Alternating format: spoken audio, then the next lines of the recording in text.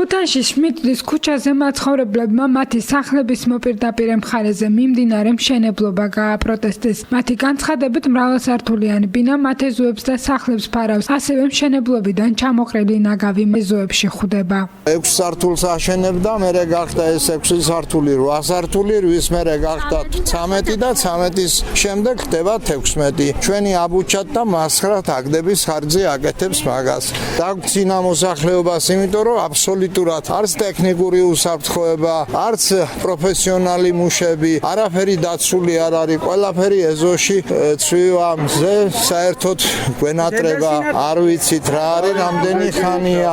ძალიან არ გვინდა რომ ეს დაამატოს, კიდევ ეს 4 სართული დაამატოს, იმიტომ რომ ჩვენ ვართ ფაქტიურად ჩვენ გვაქვს უკვე საკუთრების უფლება ჩამორთმეული.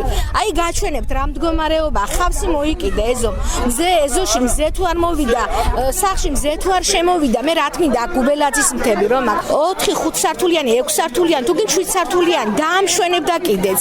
არ იყო საკმარისი ქალაქისთვის. აქციაში შეუერთდა ასევე პარტია თავისუფალი საქართველოს ქუთაისის ორგანიზაციის თავმჯდომარე გოგი წულაია, რომელმაც ხელისუფლებას მოუწოდა რომ მშენებლობის ნებართვის გაცემამდე საზოგადოების აზრი იქნას გათვალისწინებული. ადამიანების ინტერესებს არ ითვალისწინებდა და მხოლოდ ბიზნესის ინტერესებს ითვალისწინებდა. იგივე სიტუაციაა ახლა ამ წუთას. და ხომ არ შეიძლება რომ კი ბატონო აშენდეს, კი ბატონო ფული იშოვე ღმერთმა შეგაგოს, მაგრამ ჩემ კისერზე, ჩემ ნერვებზე ამ მშენებლობის დროს მე ან კომპენსაცია გამიკეთე, ან რაღაცი დამაზღვიე და წლები აშენებდა. ამ წლების განმავლობაში ვიცხოვრო სტრესულად და სტრესულ მდგომარეობაში ვზავდო შვილები.